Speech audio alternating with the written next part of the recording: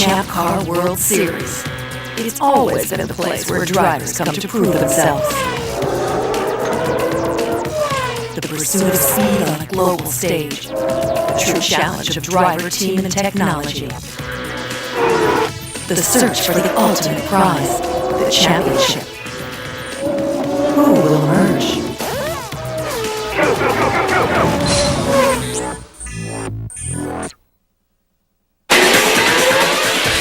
Speed Channel thanks you for watching. Bridgestone presents the Champ Car World Series powered by Ford. A year ago, a quarter of a century of American big horsepower racing tradition was in dire jeopardy. But baby, the Champ Cars are back.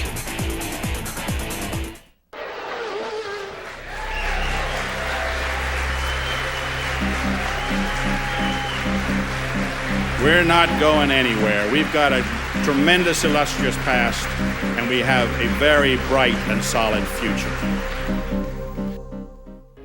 I race with passion. It's my life. I love racing. Racing is my world. It's difficult to put into words, really. I do it because I love it. It's exhilarating. It's a really cool machine to drive.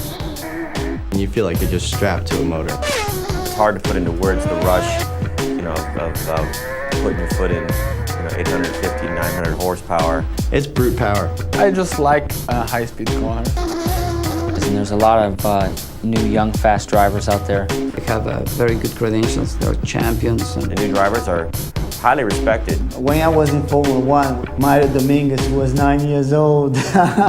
All these guys are hungry. Everything starts from zero. I will push as much as possible. Now I'm here and I'm planning to make a name for myself and stay here. That was my only vision, was to get here where I am right now. I'm not dreaming about Formula One. I'm very happy to be here, and I want to stay here and win here. I don't have any limits about the results. My style is aggressive. I'm aggressive, I'm a racing driver. The racing is going to be very close. The level of competition is so close. How do you pass a car? If you're 2/10 quicker than another guy in this series, you're a lot faster. I'm emotional. I want to win as much as anybody. Everybody wants to win the championship. Obviously, we all want to win races, championships. I'm excited about it. To modulate the throttle and control that power down, leaving a corner, is what driving's all about. This is what we've got, and we're excited about it. And the people have to watch kart on speed. You know?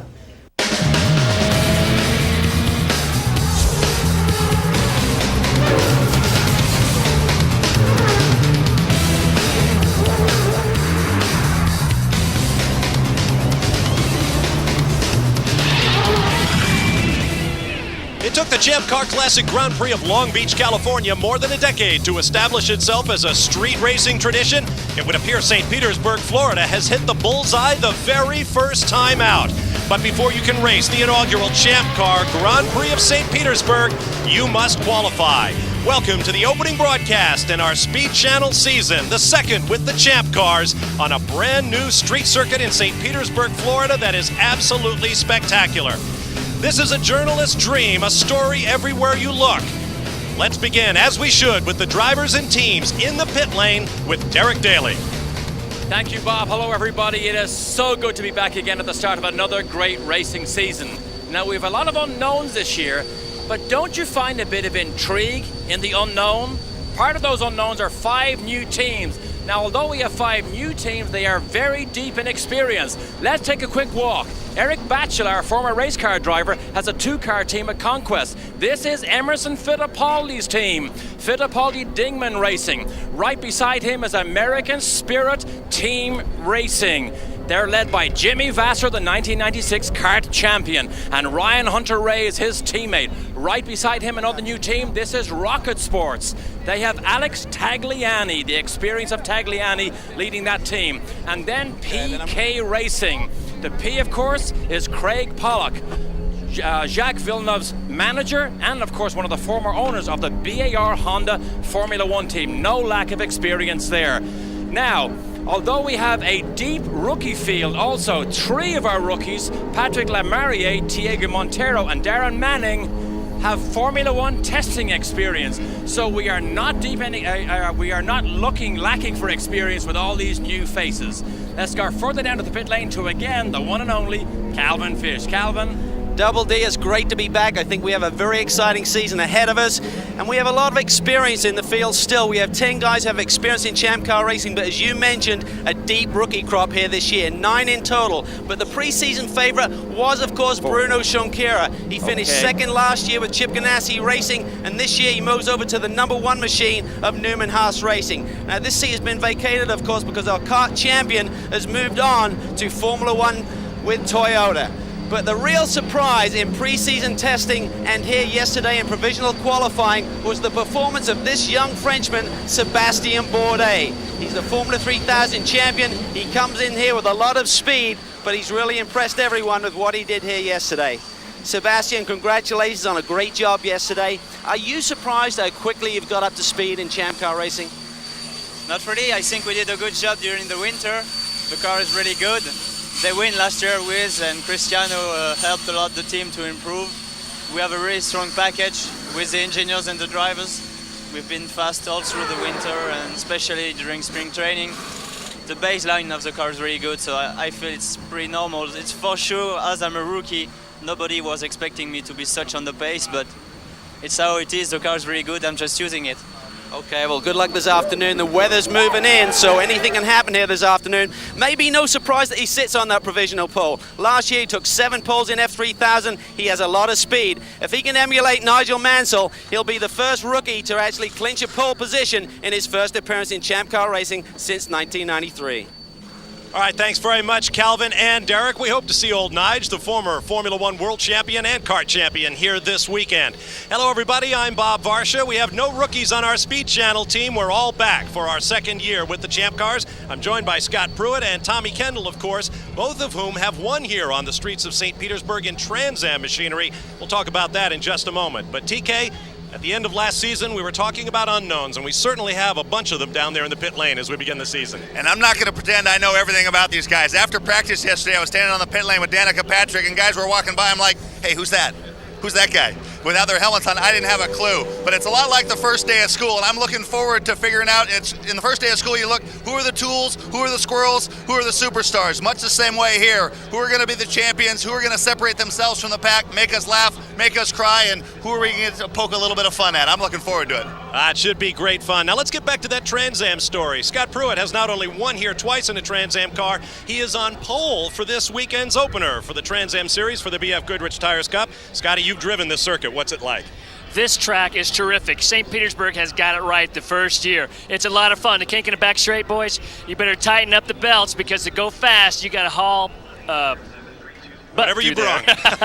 But it's challenging. The track was a bit green at the start, but it's come in very good. You can be very aggressive, and it continues to get better and better and better. So by race day, they're going to have a great show. And for qualifying, these guys, it looks like they're going to pick probably about another second off the time they just ran earlier this morning. Well, as we've mentioned, the weather is a factor, but it should stay. I say it should stay dry for this all-important final round of qualifying. So stay with us. The wind is howling. Yesterday, the cars took to the track for the first round of qualifying. Today, it's final qualifying. Tomorrow, our live Speed Channel coverage of the inaugural Grand Prix of St. Petersburg. Join us as our coverage begins at 12:30 p.m. Eastern Time. After the break, we'll come back and show you what happened in opening round of qualifying as all of the drivers got used to one another, got used to their cars, got used to this brand new circuit. Lap speeds averaging over 105 miles an hour. We'll be back.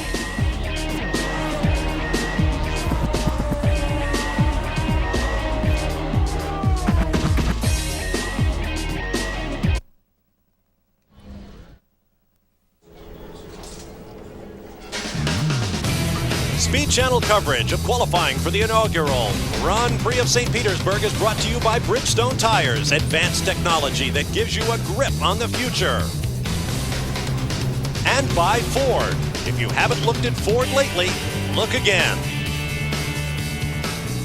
Welcome back. We have a blustery, windy day, wind gusting to over 30 miles an hour from the south, but because this is a street circuit with lots of walls, fences, and buildings all around, it shouldn't affect the drivers too much as our field of 19 prepares to head out for their laps in the final round of qualifying for Sunday's race. Let's get down to the pit lane once again, and Derek Daly.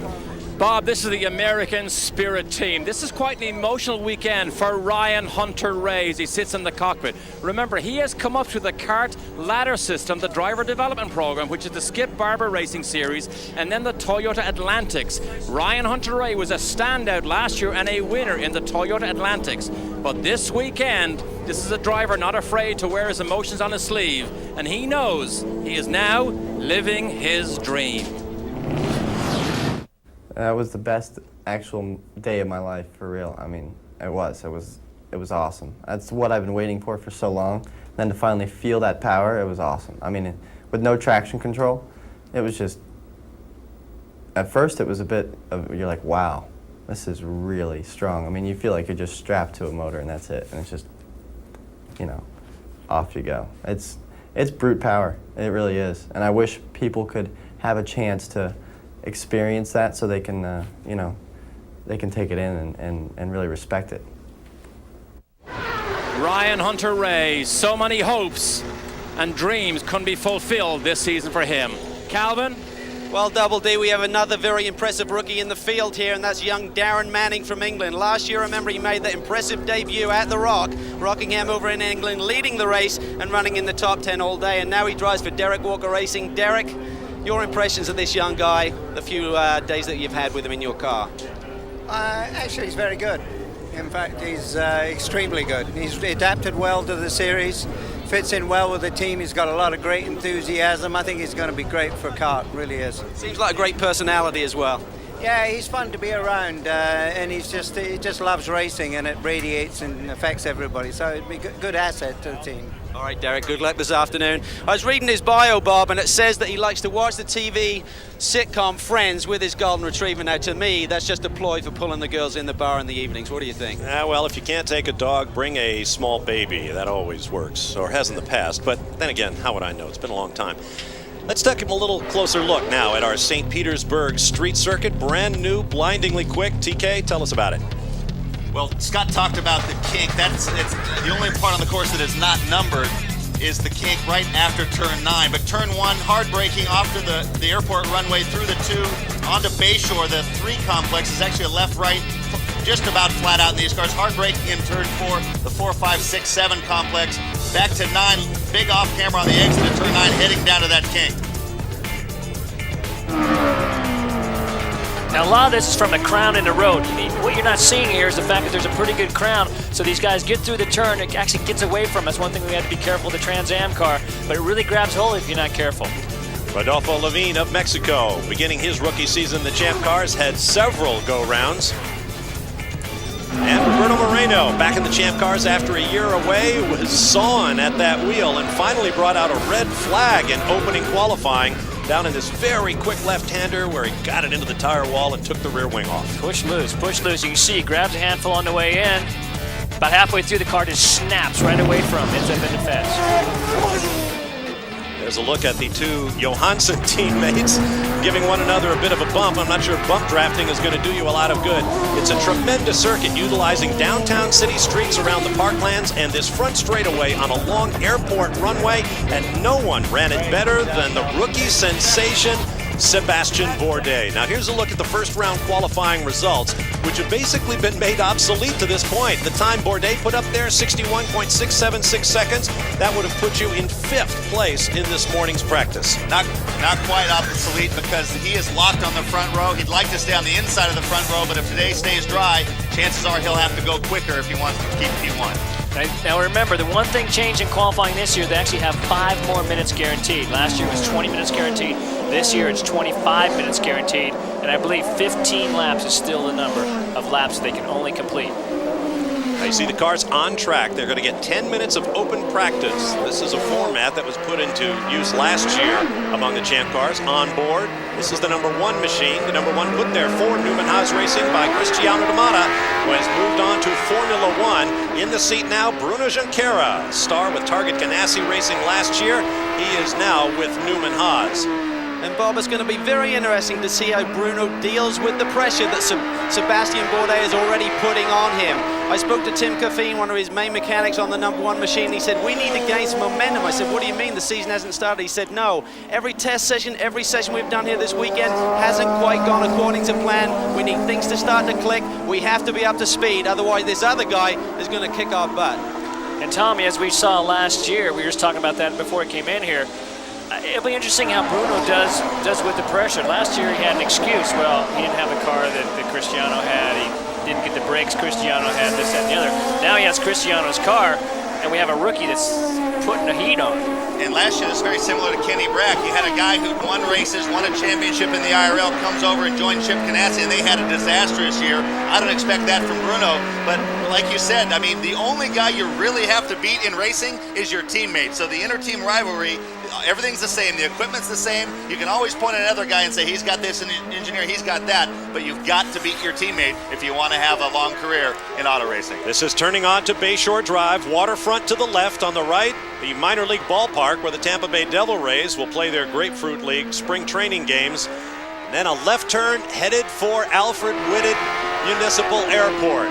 This is a tough little combination. That's a tough little combination, hard on the brakes. Now what you're going to see going from old asphalt to the airport, right there. Pretty good grip, so you got away from him a little bit, but also look at all the paint here. And he's going by on the right-hand side of the car, and he comes under braking at the end. Finally you're starting to get a little rubber down, but a lot of paint back to the new asphalt, from the old to the new. All that transitioning is pretty difficult. All right, I've already made my first mistake of the year. It's the Albert Whitted Municipal Airport. And that runway should provide plenty of surprises as well as mind-blurring speeds. Back into the twisty bits on First Avenue. We'll take a break. After 10 minutes of practice, we'll have 10 minutes to tweak the cars and then go qualify.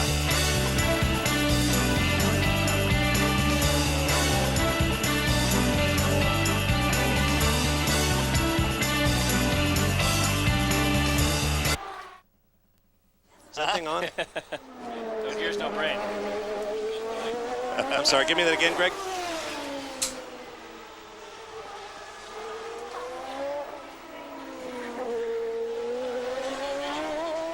That's what.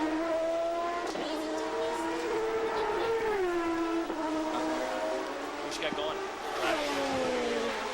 Nothing?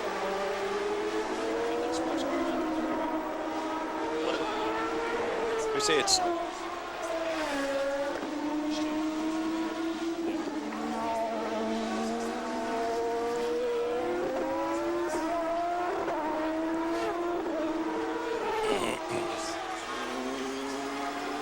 So it's just a welcome back and. What about Anderson on the second car? Not going to have him.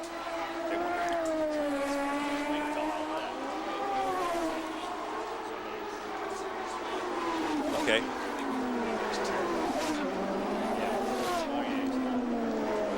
Welcome back live to the streets of St. Petersburg, Florida. Buzzing with the vitality and energy of the champ cars. Ooh, and that yellow car is one of the rookies in this year's field. That's young Swiss Joel Camathias. And as you can see, the right rear wing end plate is gone. Let's see how it happened. Bottom of your picture. Wow, looks like it just fell off. Wow.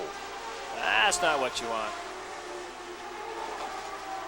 And you see as that wing fell off, virtually had almost no grip across the rear. These cars demand a lot out of those wings. That's how they get right down to the ground, and unfortunately, it's going to be a handful. That looks like that will bring out a red flag, and if you were with us last year with the champ cars, you know that a red flag in qualifying would mean he would lose his best last time, but because this is practice, that will not be the case. I have a feeling Joel Camathias is going to go into the pits there at Dale Coyne Racing and have a talk with the crew about why his wing tore itself apart on the straightaway. A lot of the focus when people talk about downforce is always about, you know, straightaway speed versus cornering speed, but the downforce applies a lot to braking distance. We saw that a lot in Montreal last year. Everybody showed up really trimmed out and they got down the straightaways well. There wasn't a lot of time spent in the corners, but there was a lot of time spent braking, so guys had to put downforce back on. One of the new guys, new teams, veteran drivers, Alex Shagliani, good looking car here, and actually fast, very impressive, second quick this morning. There were some moves. Paul Gentilozzi obviously is the team, not obviously, is the team owner of that car. That's a Rocket Sports car. Paul, well known to the Trans Am people, but this is his first stab at Champ Cars, and they've come out of the box looking good. Let's get more on this team situation with Calvin Fish. Well, as you mentioned, TK, this man has been a popular man to be watching on speed over the years with Trans Am competition, been a victory circle many times. You make the move to Champ Car Racing, Paul, and a big impression this morning with Tag second on the timesheets. Well, you know, I'm just kind of a voyeur here. I get to stand on the wall and watch, but Tag and Andy and all the guys did a great job about giving Tag the car that he wants. And all of us who have been drivers at one point in our lives know that everything the team does is a driver comfort device, and when you make a fast guy comfortable, he'll be fast. That's where we are. Does it say all about the series, what a level playing field it is, that a new operation can come in and be competitive immediately? Well, we're 58 days old as a team, but everybody on this timing stand, all the guys in the pits have worked at other kart teams. We kind of just mixed them up, and you hope that they gel. They're gelling pretty good so far. All right, Paul, good luck this afternoon. Let's go down to Double D with another team who's made a big impression thus far this weekend. Absolutely, Calvin, and a pleasant surprise, the Herdez team with Mario Dominguez. Remember, they won Australia in unusual circumstances. They added Roberto Moreno, did some very effective testing. Yesterday, Dominguez was consistently in the top 3 or 4 in qualifying. In fact, he was P4 at the end of qualifying yesterday, but Roberto Moreno may just have brought the little experience needed for the rookie of last year, and this team certainly seems to take advantage of it. No question about it. Although Roberto Moreno has struggled a little bit, young Mario Dominguez is doing very, very well. 4th quickest in yesterday's opening round of qualifying, but the track has picked up a lot of speed. How much remains to be seen. We'll be back to our open practice in a few moments.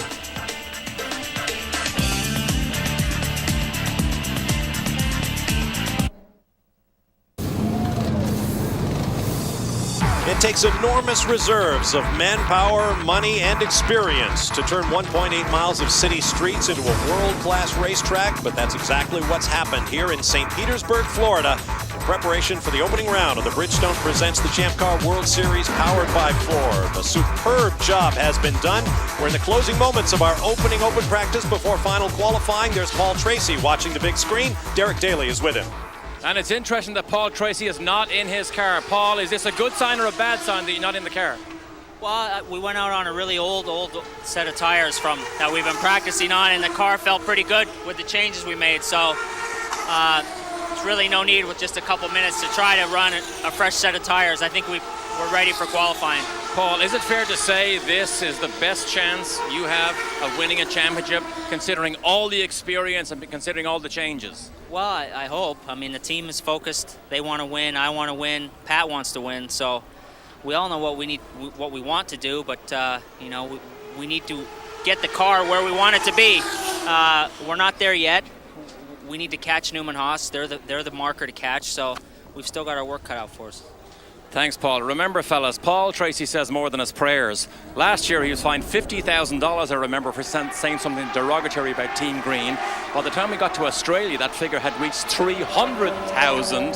So we promise not to shackle him this year. Well, Paul Tracy has lots to think about. He lost his racing engineer for the season just a couple of days ago, so they're shuffling personnel there at Players. Let's go down the pit lane. There is Patrick Lemarié with PKR Racing. Calvin Fish has more on him. Well, Bob, PKR stands for Pollock, Calcoven Racing, and I'm standing here with Craig Pollock, who returns to kart competition. Many years ago, you had a lot of success here, managing your young driver, Jacques Villeneuve, on the way to the kart championship in '95, Craig, and you return. Your thoughts on this season with what is really a late start for this group coming together? No, I am close to Chris Pook. It's a very enthusiastic project, but we've got a lot to learn. There's a lot of fantastic teams out there doing a great job, and we've got to catch up. I think that there are big differences I see between the 1994-95 seasons when I was here with Jacques, but I think the whole series is turning around in a very, very, very positive way. But you really feel with the equal playing field that Chris Pook and his team have created here that you can come in at this late stage and still be a factor. Well, this is exactly what we were promised back in Miami when I was sort of feeling out. We were going to have an equal playing field, and that's exactly what I'm expecting, and I'll push to make sure that we have an equal playing field and we can compete with the rest as fast as humanly possible. That is why I'm here. All right, Craig, good luck. Great to have you back. Thank you. Appreciate it. All right, thanks very much, guys. Patrick Lemarié remains in the car 4 years, a Formula One test driver for the BAR team. He'll admit he's still having to knock the rust off his racing chops, because every racing driver will tell you there is practice, there is qualifying, but there is nothing like racing these big horsepower open-wheeled cars. We'll be back.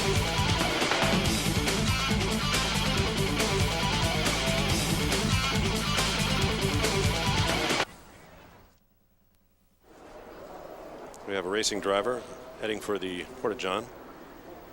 This just in. Alert the media. Is that Haberfeld going to?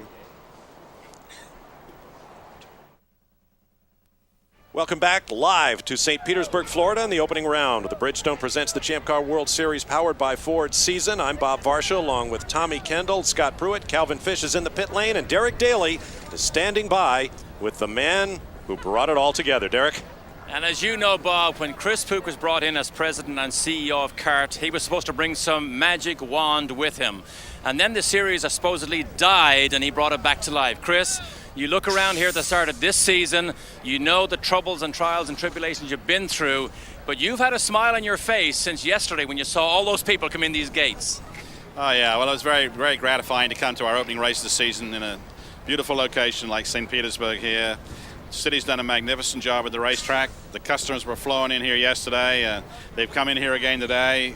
We've had a great qualifying session yesterday. We're about to have another great qualifying session today. And if this series is dead, then I must be 6 foot under with it because it's breathing healthily, and we're just on the launching ramp right now.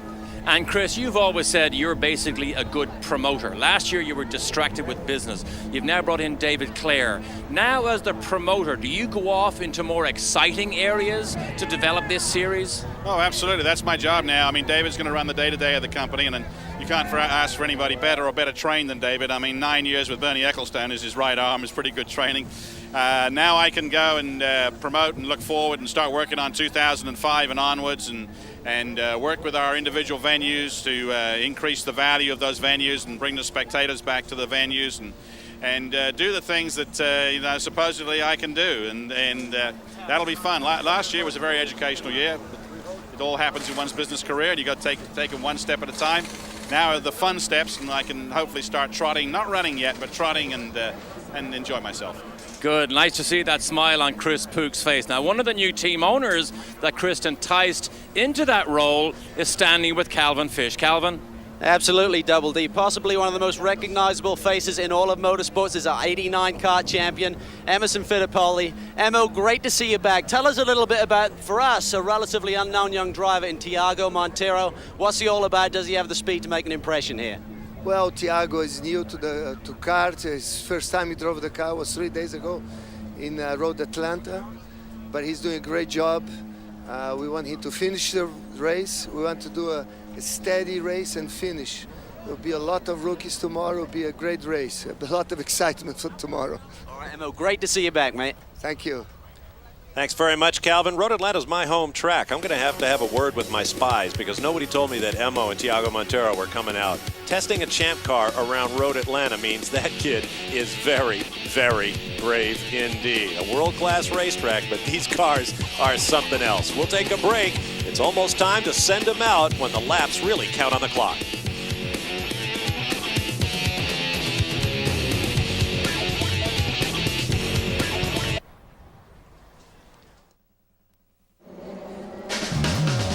Welcome back live. There are dark clouds overhead, but St. Petersburg, Florida, which claims to have 361 sunny days every year, is still dry as the cars head out for qualifying. Now, let's review the rules of the qualifying format among the champ cars. We've had our 10 minutes of open practice. We have had our 10 minutes of downtime to tweak the cars.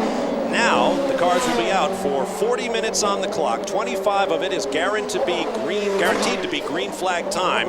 Each driver allowed 15 laps, and if you bring out the red flag, you will lose your fast lap in that session. And we saw some heartbreak last year, beginning, in fact, with the very first weekend of the season in Monterrey, Mexico, when Christian Fittipaldi was the fastest man on the racetrack by far, but lost a potential pole-winning lap to a red flag. Here's a look at our weather conditions. It's been very warm. In fact, the locals tell us it's the warmest it's been all spring or all winter, depending on how you look at it.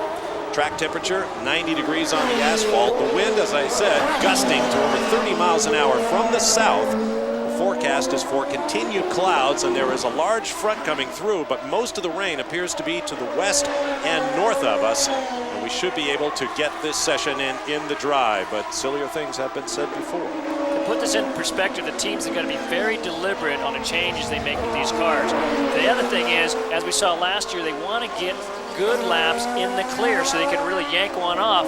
So you see a number of teams going out now, you see a number of still sitting in pit lane, but just to get one-time lap, it's going to take you 3 laps on the track, and you get a 15 total. Very difficult. Servia Oriol off. Servia, and that's at the top of the runway, just where the cars turn on to this long, long airport runway. He obviously got it turned around and struck the wall. We have a red flag, so Oriol Servia is already in the hole. And that's bad for that team. They've run very, very fast in preseason testing, and to start your qualifying session, and I don't know if he's had contact. It looks like he's had contact, or if he just pulled it off. Flat spots on the right front. Yeah, cold tires. Perfect example. Cold tires, got on the throttle coming off, no traction control. Got away from him, hit the fence. Good point, exactly. Traction control is gone this year on the Spec Ford Cosworth engines, making about 750 horsepower with more turbo boost than we've had in the past. So the cars have great torque down low. They accelerate very well, but the back end can and will step out on you. You see those marks on the fence right there?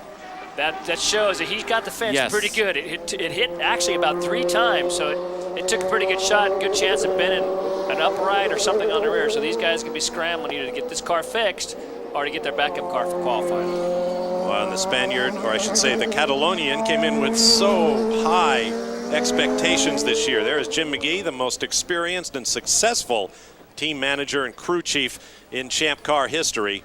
He likes this kid very, very much. Servia, a former Indy Lights champion, looking forward to his first full season in several years in the Champ Cars. He's been with a couple of teams that collapsed from under him. Right now, he was really hoping to get off on the right foot. Calvin Fish. Well, Bob, let's have a quick chat with Jim. Jim, not a good way to start. A lot of pressure here with the weather moving in. Everyone wanted to get out there and get a hot lap in. Did Oriol actually touch the wall, or did he just spin and stall the car? Well, he says he just barely scraped it, but he doesn't think anything's wrong. You know, we'll just check the toes and we'll get a little penalty, but hopefully we get back out before the weather comes in. Is that like when the driver says they saved the engine and there's a hole in the block? No, not quite that bad. But, you know, the Visteon car's been doing great this weekend, so he's just a little anxious, but we'll get there.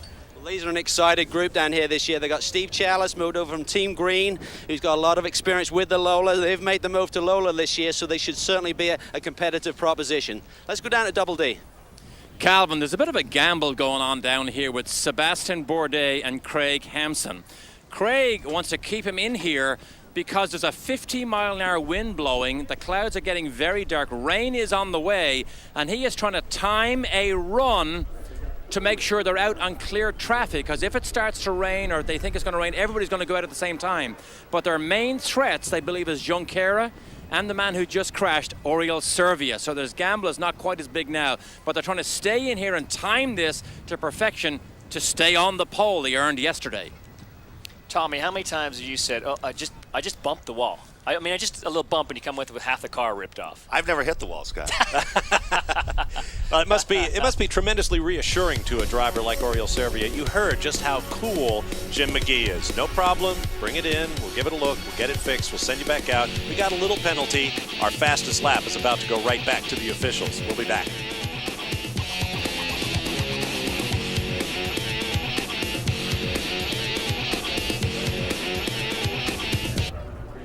He is? More importantly, sometimes when you go off and you're not sure there's damage, do I even tell him I went off?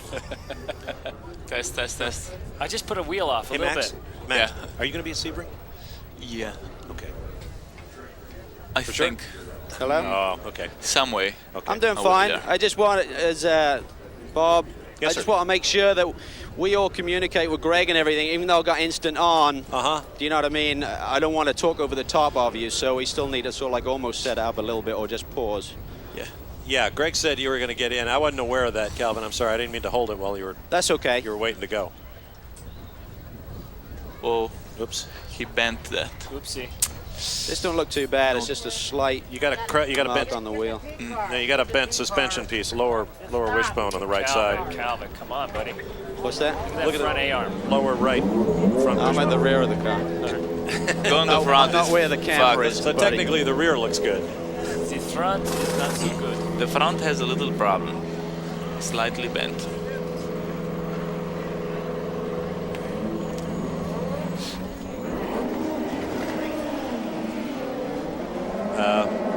Better tell the flag man because he's waving it like crazy right now. JD, gotta talk to TB first.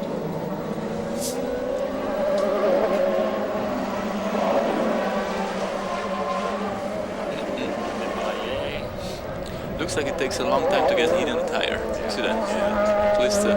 Must be for the check. Welcome back live to the new street circuit in St. Petersburg, Florida, where the clouds are overhead, but we are still dry, and the green has just come back out for final qualifying for the opening round of the Bridgestone Presents the Champ Car World Series, powered by Ford.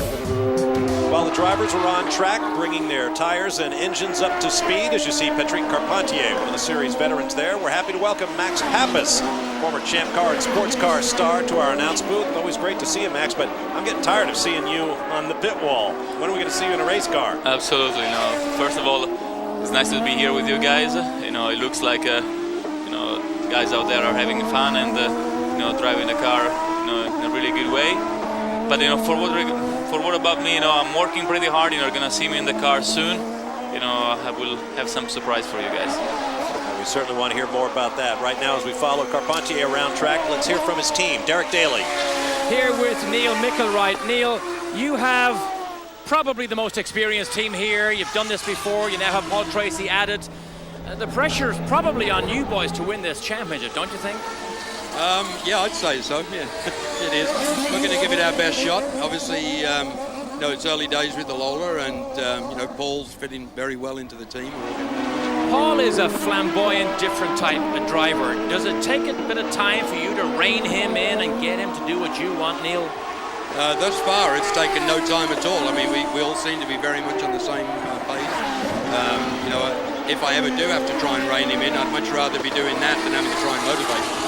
Oh, exactly. Let's go down and get a survey update from Calvin. Calvin? Well, what happened in that slight brush, as he called it, with the wall, he did bend and actually destroy this right bottom wishbone on the car. So the team discussed it with Jim McGee and Steve Chalice as to whether they should switch to the backup car, but they're pretty happy with the handling on this one. So it looks like they're going to try and change that wishbone. I think the driver needs to get out so the mechanics can actually get inside the cockpit. So we may see Oriol jump out of the car to try and ease this operation, but this is going to eat up a lot of minutes.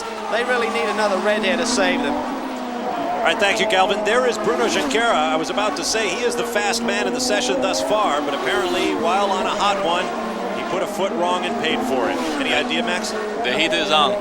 Now, if he stalled, Very well said. The heat is on.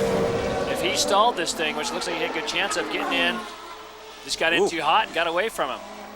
Rear end came around. Now, if he brings out the red, he's going to have to go out and yank off 2 good fast laps.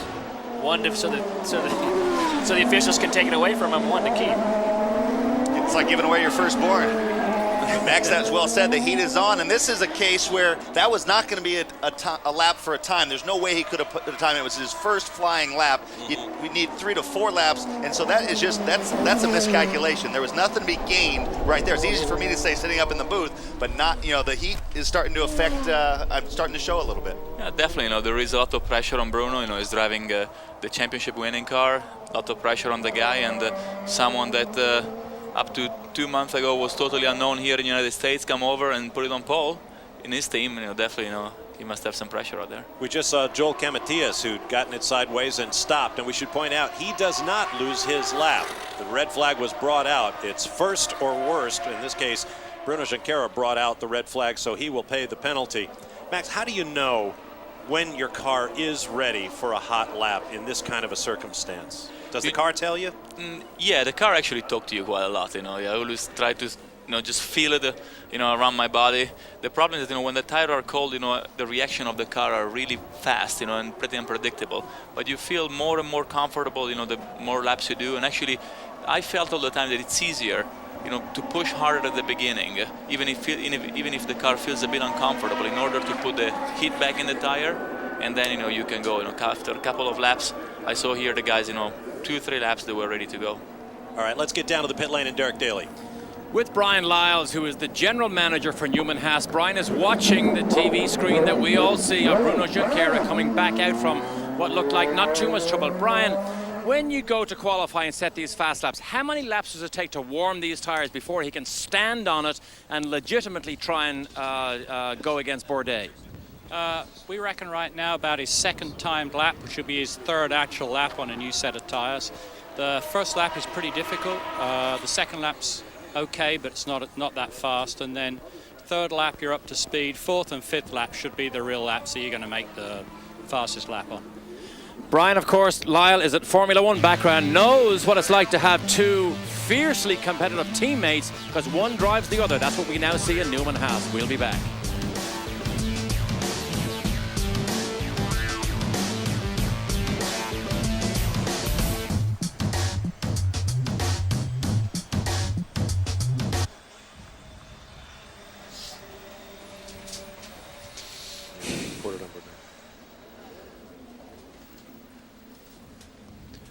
Number 3, Trans Am Series, okay. Bruno, man, he's going to collapse. I think Bruno's going to collapse. It's a tape delay. He's bitching so much last year. Yeah. Cristiano, I don't got the car.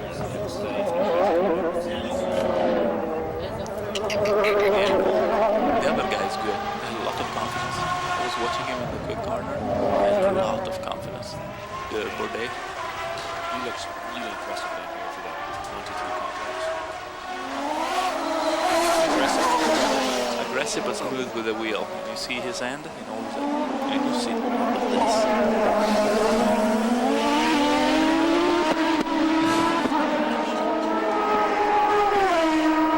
He's sound player. Being so fast today, it'd be hard to do with that 25 minutes in here. I mean, he's kind of screwed. He's got to so it's Dominguez second. Oh, because he's the quickest today. Yeah. He's really stepped up.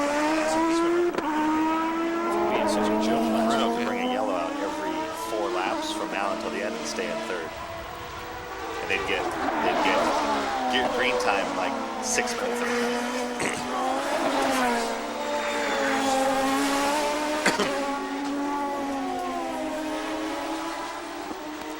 Welcome back live to St. Petersburg, Florida, site of the season opener not only for the Champ Cars but also for the Trans Am Series for the BF Goodrich Tires Cup. Be sure to catch it. Same day tape delay tomorrow afternoon at 5:30 p.m. Eastern Time. Our colleague Scott Pruitt will have just enough time to do our broadcast in his racing suit and then run down there and jump into his pole-winning Jaguar to lead the field to the first green flag of the season.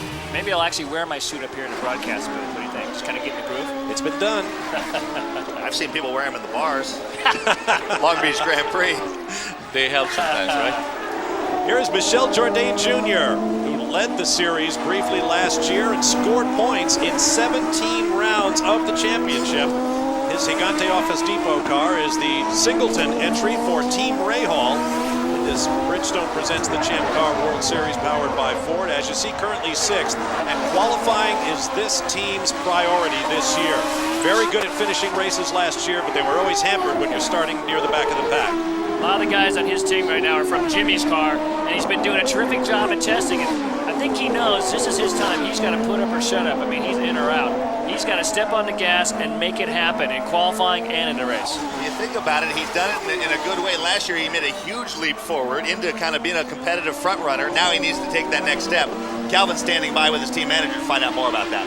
Well, we're down here at Team Rahal. I'll have a quick chat with Scott Remke. Scott, this is a big year for Michel. He had a great year last year with Jimmy as a teammate, but now the pressure's on him. How do you expect him to respond, particularly in qualifying, which was really the bugbear last year? Well, so far it's been good. We just having trouble getting a lap with all the red flags and all that, but all the preseason testing. We focused on qualifying, and I think he's going to come through for us. You really had a turnaround as well. Flag, and obviously it's just a matter of getting a time.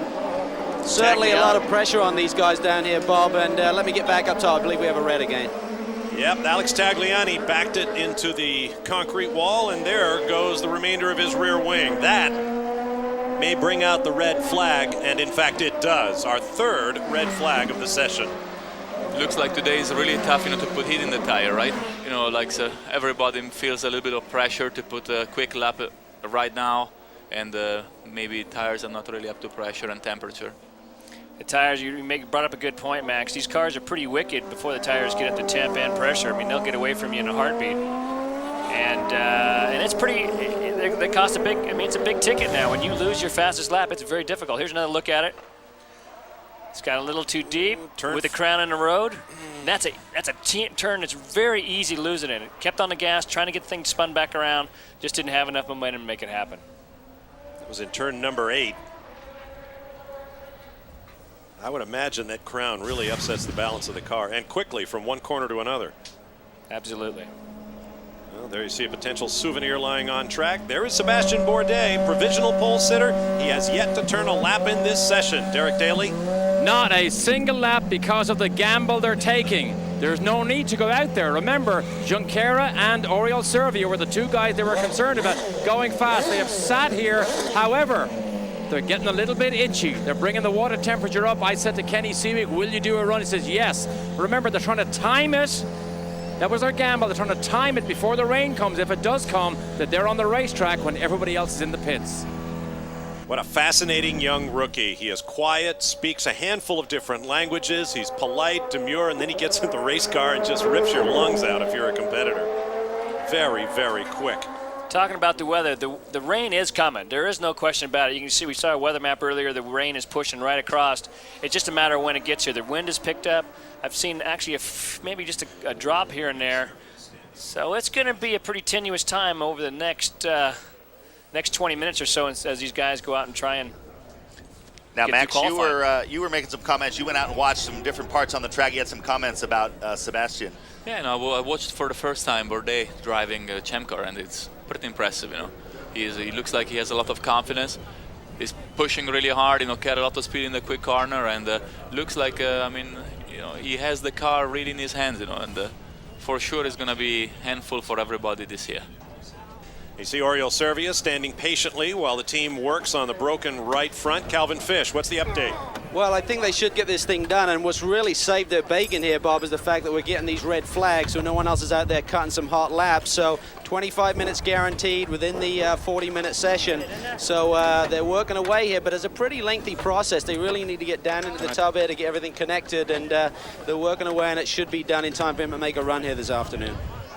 New additional sponsorship this year for the Patrick Racing team from Infineon, but notice Oriol Servia's helmet. He is from Catalunya in extreme northeastern Spain, up in the Basque Country. They consider themselves a separate people. They speak a separate language, and that helmet design is a tribute to his Catalonian countryman Salvador Dalí, the great artist. And here in St. Petersburg, there is a Salvador Dalí museum that is the largest collection of the great artist's works in all the world.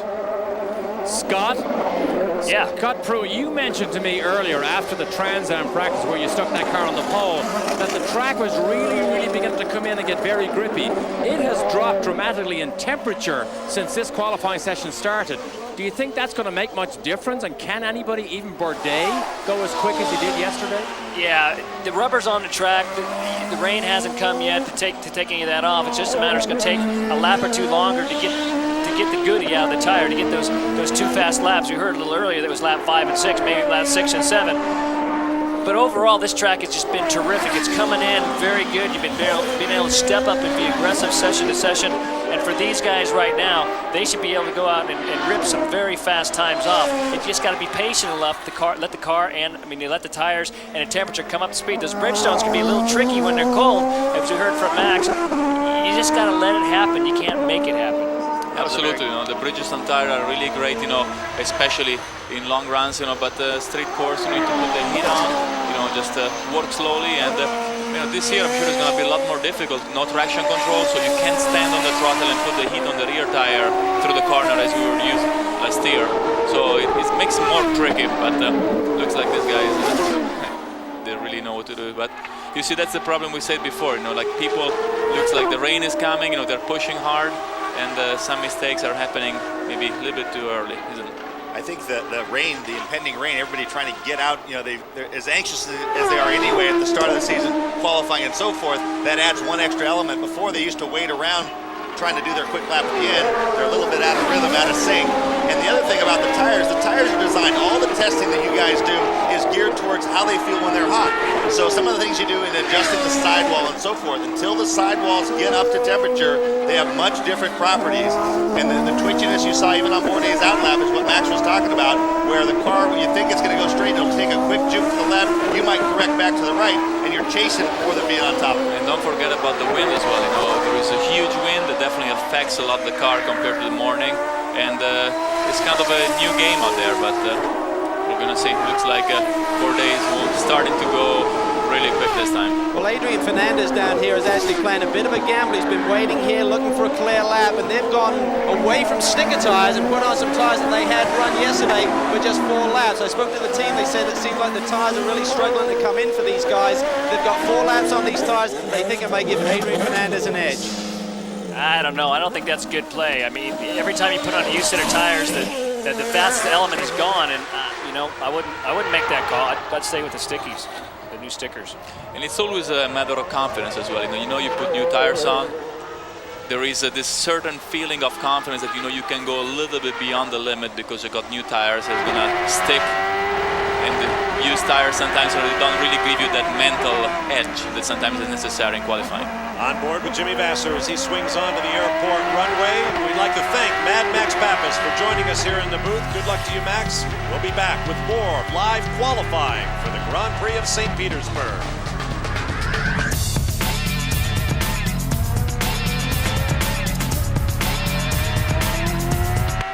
Trace, stay here. Thanks. Feel free to stay. Pat. It's Patrick. Whoa.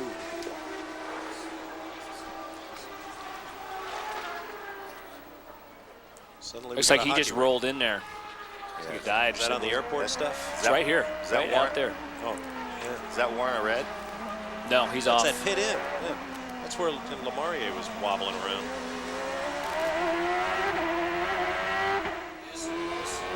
PT. Oh, Tracy. That's a way to put things back in their proper perspective, PT. 16:30.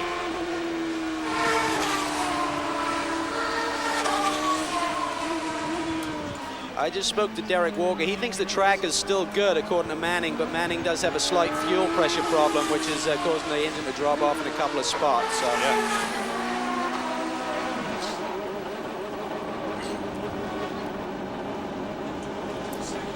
We need to get on Bourdais as soon as we can when we come back.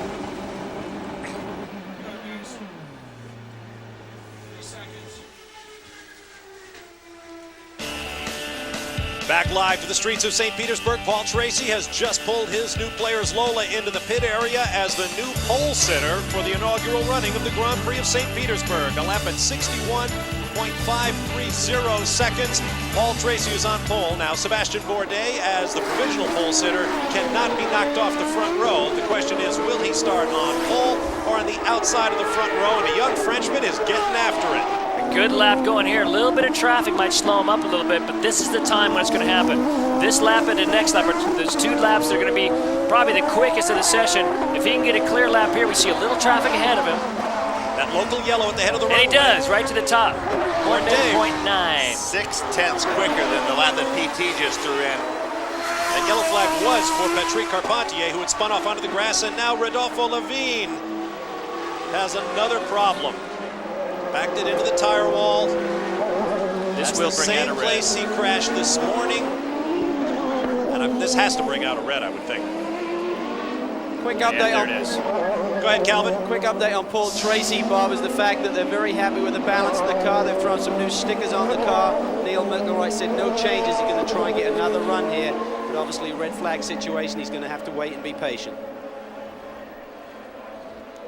And this, Calvin, as you know, is such an emotional sport. Paul Newman himself had just arrived about 3 minutes ago. There he is. That was the very first hot lap that he saw his new driver, Bourdais, put in. And there was a huge cheer when he got that one magic lap. Now, remember what we said earlier. He sat for most of the session here trying to gamble to time it perfectly.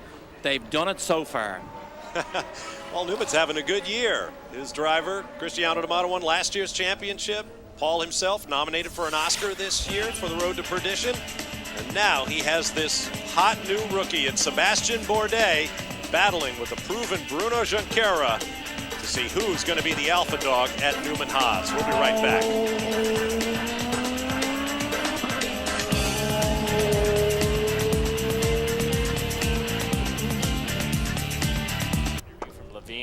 Interview from Levine saying, just can we back the horsepower down a second? He's too fast. Levin. Everybody. Well, hi, I'm Darren Manning, a driver for Walker Racing. Welcome to St Petersburg. Just about to get some driver acclimatization for the very first time around this beautiful St Petersburg track. You're welcome to join us as long as you can hang on.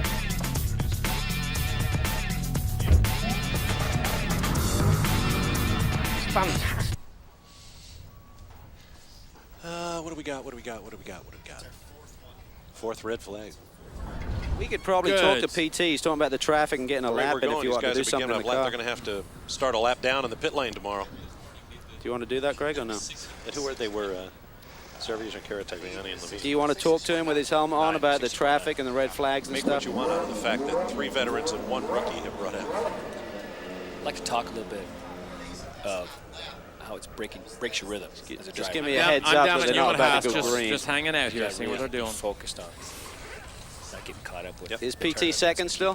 PT is second, yeah. Okay. By 7 He said that was his warm-up lap. He thinks he's got a lot more left. He's going to need it. Bourdais upped him by 7/10.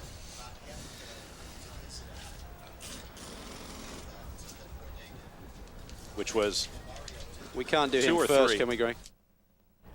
Hi, I'm Darren Manning, a driver for Walker Racing. Welcome to St Petersburg. We're just about to get some driver acclimatization for the very first time around this beautiful St Petersburg track. You're welcome to join us as long as you can hang on.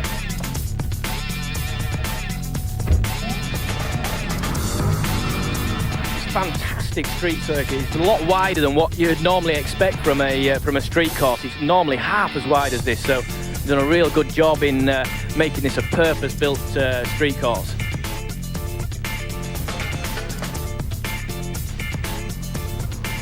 Okay, so after the back straightaway there and that very, very tight left-handed third gear probably corner, it's going to set you up for this, what I think is probably going to be the most challenging corners on the circuit, this flick-flack right-left complex.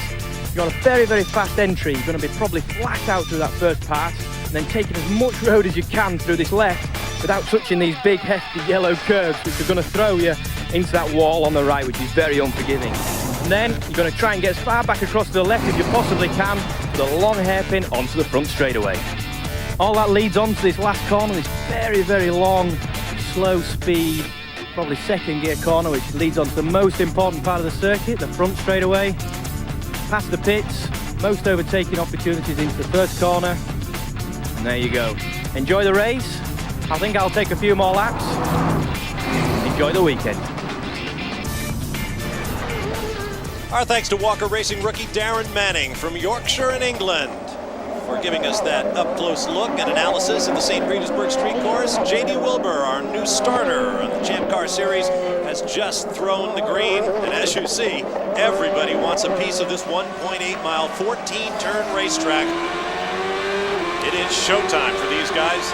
Time to find your place on the grid for the opening round of the season. Calvin Fish. Had a quick chat with PT before he went out, Bob. He currently sits second. He said, I got a lot more to give it. He said, I just can't get a clear lap. He said, that was essentially a warm-up lap. Let's see if he's true to his words and he can give it Bourdais a run this afternoon. Well, for what it's worth, we've had 4 red flags in this session, 3 of them brought out by series veterans, 1 by a rookie. Well, you talk about everybody going out, everybody except Sebastian Bourdais. They put another new set of stickers on it and watched everybody leave, and they are happy to sit here and only use the racetrack when everybody's in the pit lane. What confidence this team has. Tommy, we were talking a little bit during the break that all these red flags really break up your momentum. As a driver, you really got to keep focused and getting the job done, not worrying about, oh, I lost that quick lap. Oh my gosh, I got caught up in traffic. Keeping focused on what's coming instead of what just came by. The reality, for me, what I used to like to do is I'd like to get a pretty good baseline, and then for your real flyer, when you have your stickers on, is you're just sneaking it up a little bit from there everywhere. If you don't get that initial baseline rhythm, it's hard to know. You either go too far or leave too much on the table, so that's the tough part. Now, Bourdais has the luxury of the locked-in time from yesterday. He's already going to be on the front row. Now he's got this blinder in right now. I mean, he can wait, and they're out of sync, so if there's a red and they lose the rest of the session, chances are he's not going to get bumped off either first or second.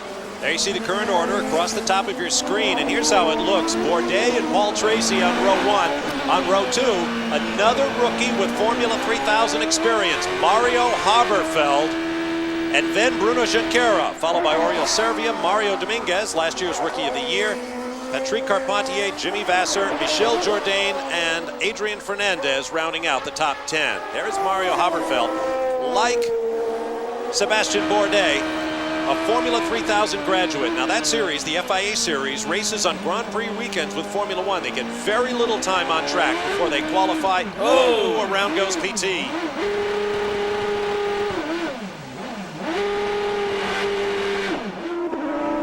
Not want to bring out a red. On his way again. That was the exact same thing. It looks like it happened to Serbia a little bit earlier. The boost comes on right when they get onto the concrete as the crown of the road falls away out by the exit there, and you saw how quickly he had opposite lock-in immediately, but there just wasn't enough grip in the tires to save it. Hey, don't forget, he had just gone out on a brand new set of Bridgestone tires, so you're talking about taking a few laps for these tires to come up to pressure and temperature. That's exactly our point. The point about Formula 3000 guys, they get so little time on track, they have to be fast immediately. Chip Ganassi knew it. He hired them one after another, including Bruno Junqueira, Nicolas Manassian, and Juan Pablo Montoya. So basically, they're trained for a situation like this. You got very little time, get on the gas. Patrick Carpentier.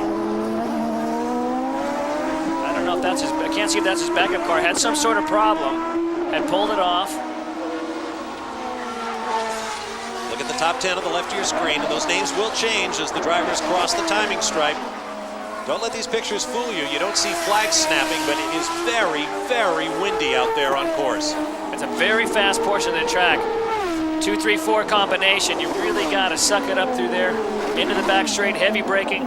This is pretty straightforward as these guys make it through this 7, 8, 9 combination. And again, you can see a lot of crown right there. Really catch you out.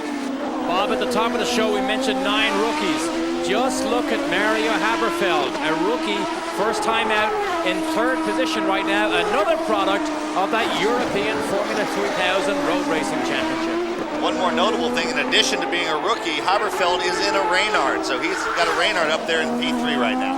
And he is one of the 2 top improvers from yesterday's opening round of qualifying to today's final round. Paul Tracy has gone from 10th to 2nd, Haberfeld from 8th to 3rd.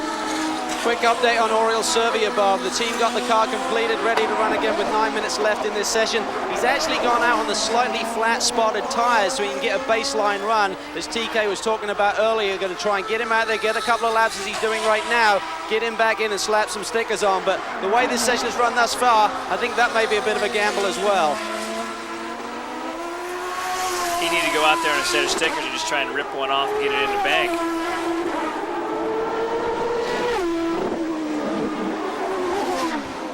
Got about 5 minutes guaranteed left. If they stay ready to the end, they'll be in good shape. But if they don't, he won't have enough time to get this job done. And now Serbia. Carpentier has joined Paul Tracy up towards the front end of the grid. Carpentier now in 3rd. Bumping Haberfeld and Junqueira. Jimmy Vasser up to 6th. Serbia 7th, as you see. Then Dominguez, Jourdain, and Tagliani.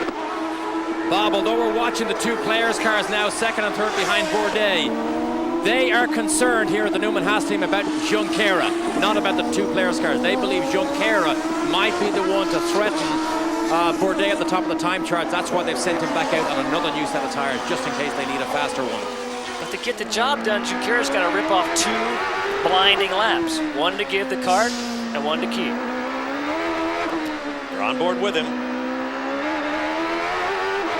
On Bayshore. It's the kink we were talking about. Got to suck it up for that. Bump right in the middle. Heavy braking, left turn, and again, this is pretty tricky. Right-left combination. He was flat out turning in. We lost the engine sound there in the center part. Long, constant radius turn onto the airport runway. Yellow mark next to Jimmy Vasser means he is in the pit. This is going to be a fun ride. This should be the lap when he's got everything rolling. Tires up to pressure and temp. Here comes turn 4 where we've seen so many problems. Oh, it looks like one of the coin cars is there. That's the 19 of Camathias. This is a parking lot, then back onto the city streets. This is a part of the old St. Petersburg Trans Am course. Back onto Bayshore. Great shots from on board here. Traffic up ahead is going to be a factor unless he gets out of the way here. 4 gears down there. Here comes the chicane.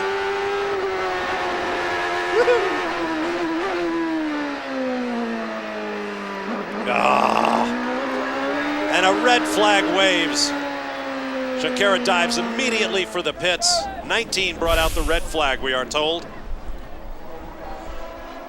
There's Camathias, the young Swiss.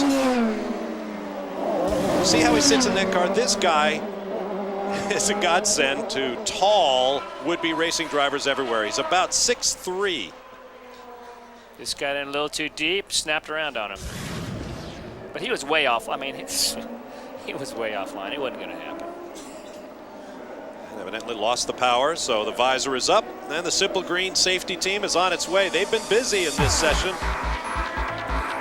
Take a break and return for the waning moments of live qualifying for the Champ Cars here on Speed.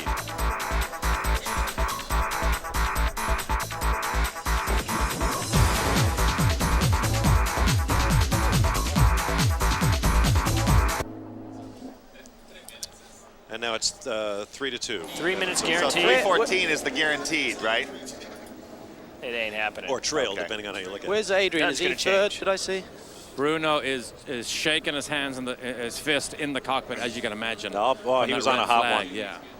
You know, Bourdais, he looks remarkably like Kenny Brack. Yeah, he Same does. helmet color scheme, same glasses. You know, can you find out, are those, I mean, those are fashion frames. Are those safety lens glasses, I wonder?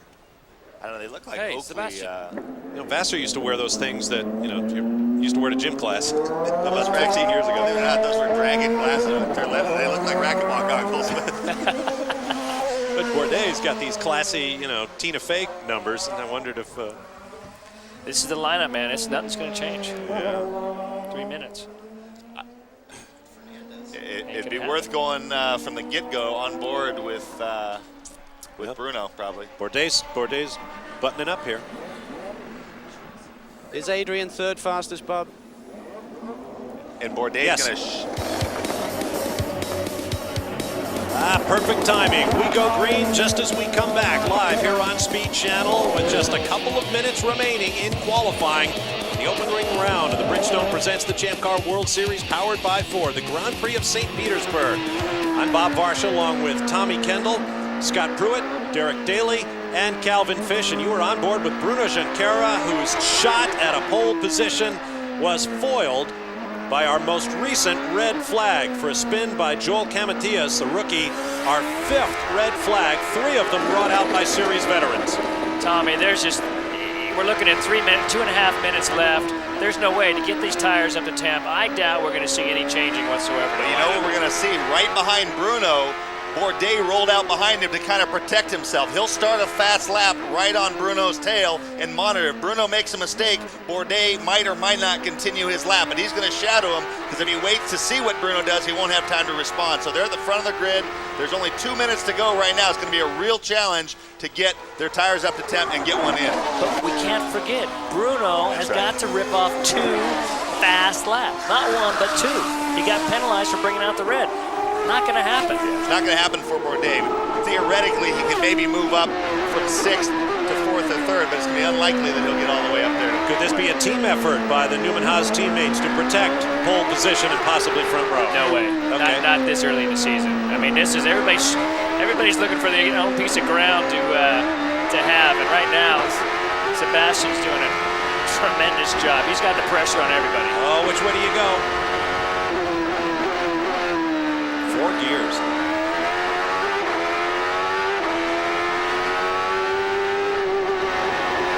Flat out to that first right-hand apex, then a little bit of a breathe when he flicks it back to the left. Interesting to hear, I'm sure we'll hear afterwards, how good that lap was that Bruno lost. He'll be able to check on the data acquisition. He might, it's real tough to tell when he crossed the start-finish, he might be able to get in one more time, or this time lap, and maybe one more. He came across at about a minute 3, 4, 5. It's tough to tell, but he could have this lap and one more. Certainly this lap and maybe one more. These new Ford engines are torqueier and the drivers are shifting more often.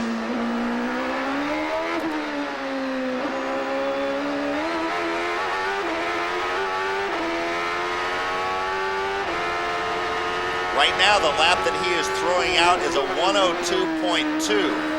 So unless he goes quicker than a 101.9, which is his time from yesterday, it won't move him forward any.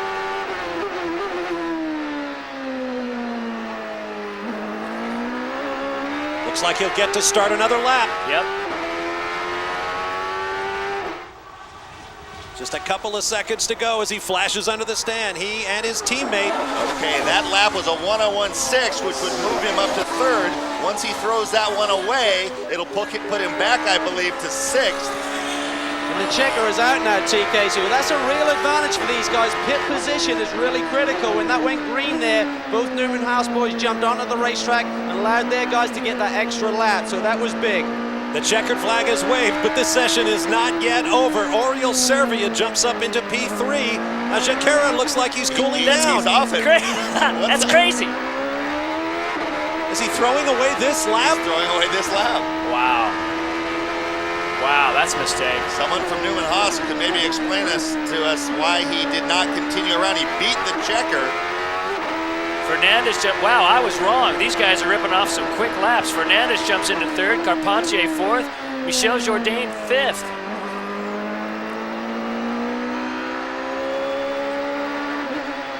Paul Tracy is out of laps. The explanation on Bruno Junqueira is he was out of laps. He has to be in the pits at the end of lap 15, which is what he's at right now. That's it. They didn't trip over the rule, we did. 15 laps, you must be in. Yep. And Oriol Servia, who had jumped up to third at one point, gets shuffled all the way back to ninth at the end. But there is Sebastian Bourdais, who now makes it official. First rookie since Nigel Mansell in 1993 to take pole in his first race as a Champ Car driver. By half a second, mind you. Nicely done.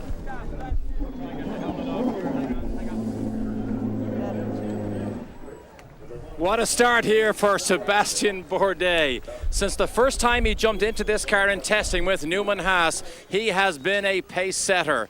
It is such a joy to see a man like this come over here to a new environment, a new country, coming off the success of the Formula 3000 Championship last year.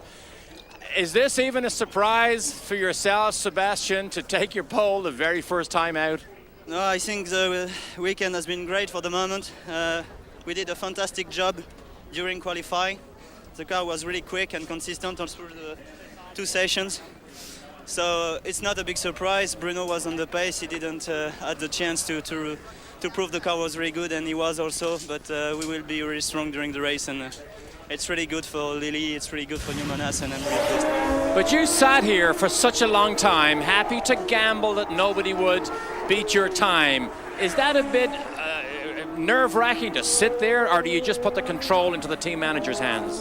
No, I think we were pretty all right and calm because we knew the value of the car, so there was no way to get pressure. We were just waiting the best spots to be on the pace, and we did with the first set of tires. It was a lot more difficult on the second one to find a free lap. we did it. That's it. You know, it's the most important. Yes, you did it. That's it. That is the most important. Sébastien Bourdais, what a start to a Champ Car career. But a man who was right up there is with Calvin Fish. Calvin. Absolutely, Paul Tracy. Really turned things around over the last 24 hours to sit on the front row for the race tomorrow.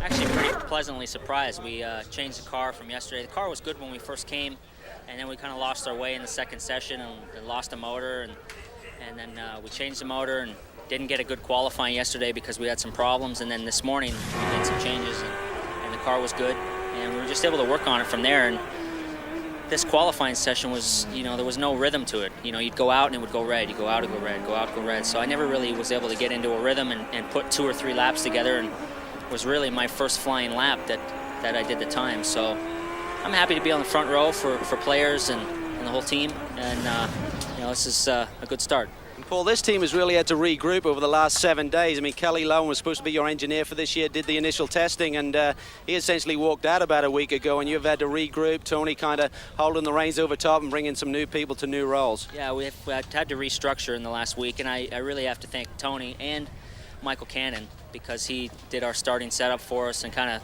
pitched in where we needed some help. So we put in a team effort. We got both cars in the top 5, so it's a good start. Well, TK's up top. He has a question for you. I'll relate it to you. TK, what do you have to say, mate? Hey, Calvin, with Bourdais maybe not being familiar with Paul's reputation, is he going to introduce him to the chrome horn tomorrow? TK says Sébastien may not be used to your reputation. Are you going to introduce him to the chrome horn in the race tomorrow? I'm going to show him he's going to have some issues. All right, mate. Good job. That's what PT says. Every time he calls me, the first thing he says is, buddy, you got issues. Paul Tracy, one of the veteran leaders in the Champ Car Series this year. Obviously, the media come from far and wide to talk to the outside front row sitter, but the story of the day is Sébastien Bourdais, pole in his first trip in anger on a Champ Car circuit. Second row will be Adrian Fernandez and Patrick Carpentier. Mario Haberfeld in a Reynard, the less loved of the 2 chassis in Champ Car competition, does well, qualifying outside the third row next to veteran Michel Jourdain, then Bruno Junqueira and Jimmy Vasser, and veterans the rest of the way through the top 10. Don't forget, we'll be coming your way. Our coverage beginning at 12:30 p.m. Eastern Time tomorrow. We'll be back in a moment.